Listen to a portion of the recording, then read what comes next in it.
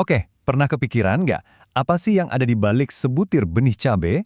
Bukan buahnya yang pedas itu ya, tapi benihnya. Biji kecil yang jadi awal dari semuanya. Nah, kali ini kita bakal bongkar perjalanan rahasia yang ternyata penuh pertaruhan besar di balik lahirnya satu benih cabai yang sempurna. Nah, ini dia. Hal pertama yang harus kita paham banget, bikin cabai buat dimakan, itu beda jauh sama bikin cabai buat benihnya. Beda banget. Kalau yang satu tujuannya biar jadi sambal yang enak, yang satunya lagi ini, wah, ini urusannya udah sains yang presisi banget. Fokusnya itu bukan lagi soal rasa atau segede apa buahnya, tapi soal kemurnian genetik, kekuatan tumbuh, dan daya hidupnya. Jadi ini bukan sekedar nanem loh. Ini tuh kayak lagi ngerancang cetak biru yang sempurna buat generasi cabai berikutnya. Dan taruhannya, wah, gede banget. Ini bukan lagi soal nanam di kebun belakang rumah ya.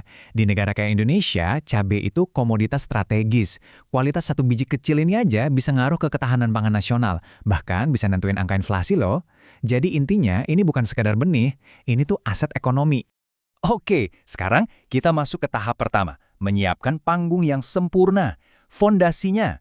Nah, perjalanannya ini nggak dimulai pas benih ditanam di ladang loh ya. Justru semuanya itu dimulai jauh sebelum itu, dari persiapan fondasi yang super matang. Yuk kita lihat gimana semua ini dibangun dari nol. Semuanya itu berawal di persemaian. Anggap aja ini kayak daycare super VIP buat para calon bibit. Benih yang dipakai itu bukan benih sembarangan, tapi kelas elit yang disebut breeder atau foundation seed. Tiap lubang diisi 2. Kenapa? Biar nanti bisa dipilih mana yang paling jagoan. Selama sebulan penuh, mereka dimanja, disemprot insektisida, fungisida, sampai punya 4 pasang daun. Dan di akhir, cuma yang paling kuat, paling sehat, yang dapat tiket emas ke tahap selanjutnya. Nah, ini bagian yang gila banget nih persiapan lahannya.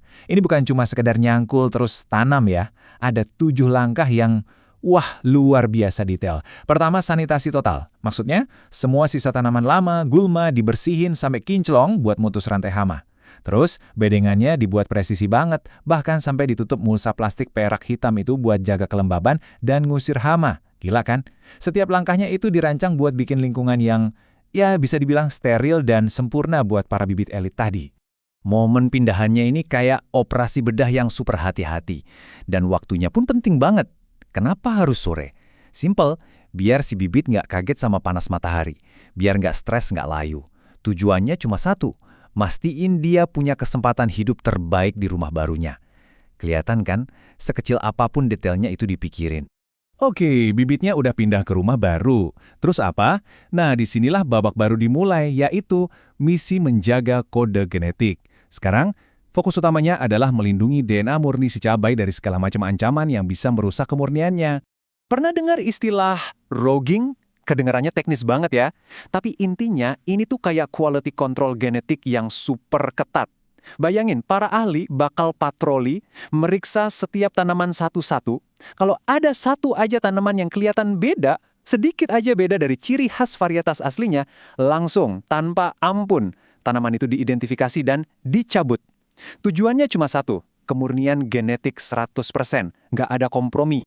Terus, kenapa sih crogging ini penting banget? Jawabannya ada di angka ini, 36,8%. Angka apa ini? Ini adalah resiko penyerbukan silang oleh serangga. Jadi meskipun bunga cabai itu bisa kawin sendiri, serangga dari luar bisa aja datang bawa serbuk sari dari cabai jenis lain. Dan resikonya itu segede ini. Bayangin aja seekor lebah bisa merusak kemurnian satu garis keturunan. Gede banget kan? Makanya pengawasannya harus seketat itu. Setelah berbulan-bulan kerja super teliti, akhirnya kita sampai di puncaknya. Panen! Tapi tunggu dulu. Ini bukan panen biasa ya. Bukan cuma metik buah. Ini adalah momen seleksi. Momen paling krusial dari seluruh proses ini. Dan ini benar-benar nunjukin level presisinya. Gila sih. Untuk menjaga kemurnian, para pemulia tanaman ini melakukan penyerbukan buatan. Prosesnya itu mirip banget sama operasi bedah mikro, serius. Coba lihat langkah-langkahnya. Mereka buang benang sari dari satu bunga biar nggak kawin sendiri. Terus pakai kuas kecil, mereka melukiskan serbuk sari dari bunga jantan pilihan ke bunga betina. Habis itu bunganya langsung diisolasi, ditutup biar nggak ada kontaminasi. Setiap bunga bahkan dikasih akta lahir, dilabelin lengkap. Ini benar-benar gabungan antara seni dan sains. Ingat ya, nggak semua cabai di pohon itu lolos seleksi. Cuma yang bisa centang semua di checklist super ketat ini yang layak jadi sumber benih. Warnanya harus merah sempurna dan merata. Bentuknya harus ideal sesuai KTP varietasnya. Terus harus dari siklus panen ketiga sampai ke-6 karena disitulah kualitasnya paling top. Dan yang pasti harus mulus tanpa cacat atau penyakit sedikit pun. Seleksinya benar-benar kejam.